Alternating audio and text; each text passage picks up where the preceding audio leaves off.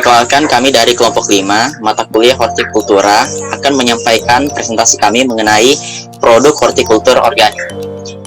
Next. Nah, berikut adalah outline-nya. Next. Yang pertama, pengertian produk hortikultura. Produk hortikultur organik merupakan produk yang tumbuh tanpa campuran pestisida sintesis kimia dan tanpa menggunakan sebagian besar pupuk mineral siap pakai yang larut dan tumbuh pada lahan yang besar dengan rotasi tanaman yang beragam.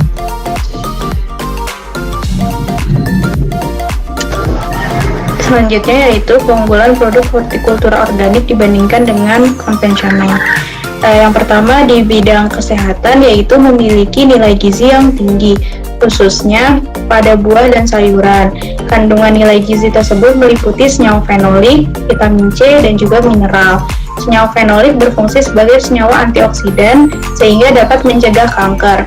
Yang kedua adalah vitamin C yang berfungsi atau berperan dalam metabolisme lemak, kolesterol, dan asam empedu, serta meregenerasi vitamin E dan antioksidan.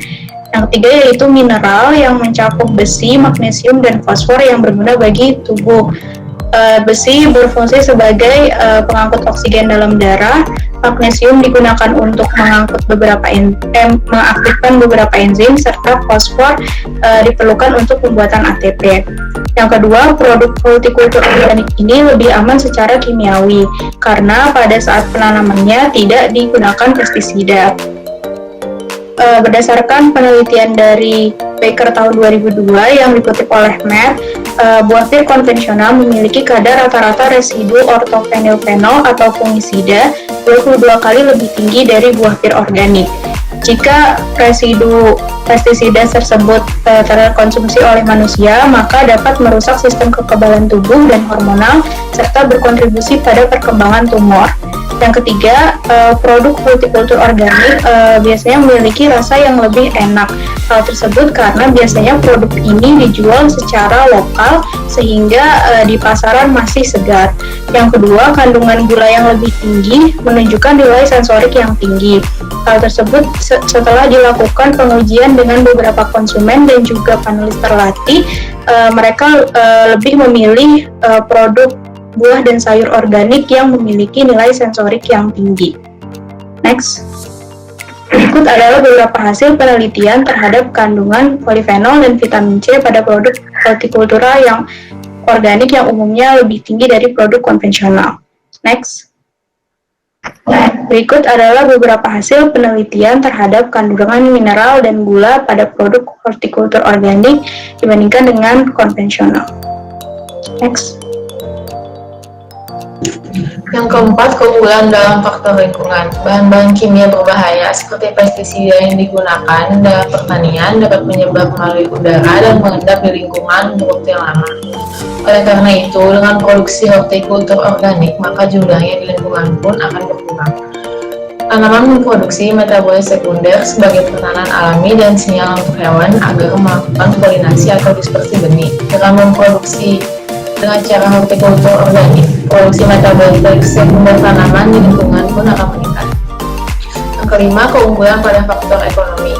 Berdasarkan analisa yang dilakukan Crowder dan Reganov dalam membandingkan persaingan pasar antara produk organik dan konvensional net present value produk hortikultura organik 22-35% lebih tinggi. Kemudian contohnya berdasarkan Amali et al. Pada tahun 2017, produk kacang kedelai organik lebih menguntungkan dibandingkan dengan kacang kedelai konvensional yang genetically modified maupun yang tidak genetically modified. Produk organik juga memberikan 11-15% keuntungan lebih tinggi di pasar daripada produk konvensional. Sekarang kita masuk ke pemasaran dan juga minat konsumen Indonesia terhadap produk hortikultura organik. Nah, jadi berdasarkan pada statement Padina di tahun 2013, yaitu seorang kasubdit padi di Direktorat Seralia, Direktorat Jenderal Tanaman Pangan, disebutkan bahwa terjadi peningkatan minat konsumen pada ragam produk-produk organik, termasuk di dalamnya ragam produk hortikultur.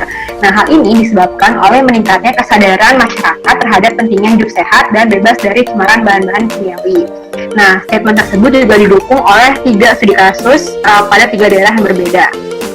Yang pertama, studi kasus konsumen produk organik di wilayah Bogor.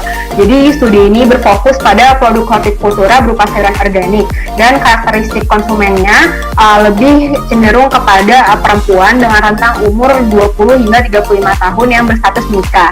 Dan alasan konsumen tersebut memilih produk hortikultur organik ini dikarenakan kandungan gizi yang lebih baik daripada sayuran konvensional dengan fokus perhatian dan pertimbangan utama pada kualitas produk dan manfaat kesehatan.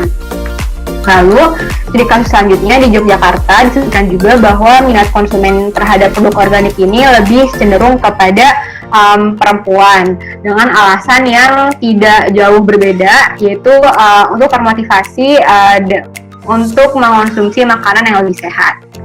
Dan studi kasus yang terakhir yaitu konsumen di Bandar Lampung, konsumen produk organik di Bandar Lampung juga didominasi oleh perempuan yang tergabung dalam kelompok ibu-ibu yang memiliki pekerjaan.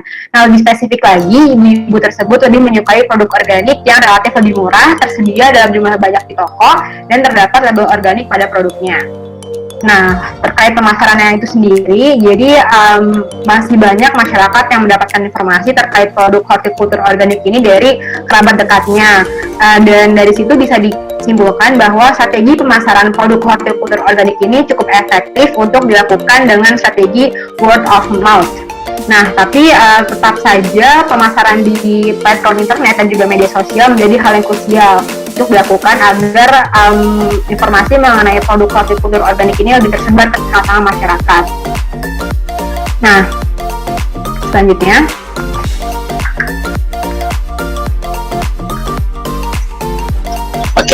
hortikultur organik di Eropa. Di negara-negara Eropa terdapat peningkatan signifikan di sektor hortikultur organik. Ditandai dari penggunaan lahan untuk hortikultur organik meningkat dari 5% pada tahun 2011 menjadi 7% pada tahun 2017 dan diharapkan mencapai 20% pada tahun 2030 dengan adanya dorongan berupa kesepakatan Europe Green Deal pada tahun 2020. Adapun minat konsumen terhadap produk organik di Eropa merupakan yang tertinggi dengan pangsa pasar dan konsumsi produk organik per kapita tertinggi di dunia, yakni Denmark, Austria, dan Swiss. Next.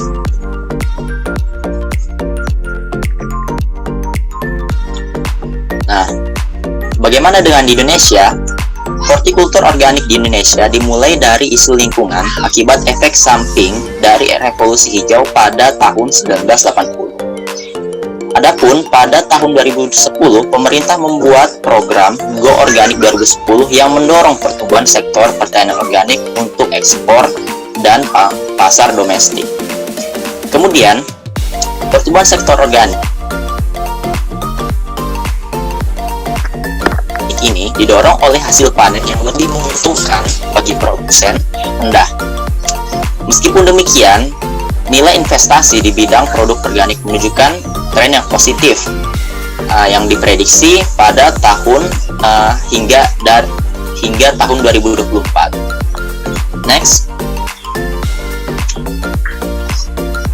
Kemudian kesimpulannya, produk hortikultur organik ini memiliki kandungan nutrisi yang lebih baik dibandingkan dengan produk hortikultur konvensional. Selain itu, minat masyarakat terhadap produk hortikultur organik sendiri semakin meningkat seiring berjalannya waktu.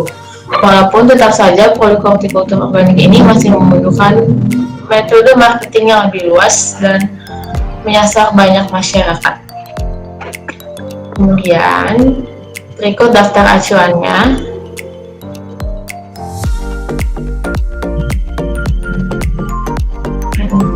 Terima kasih atas perhatiannya.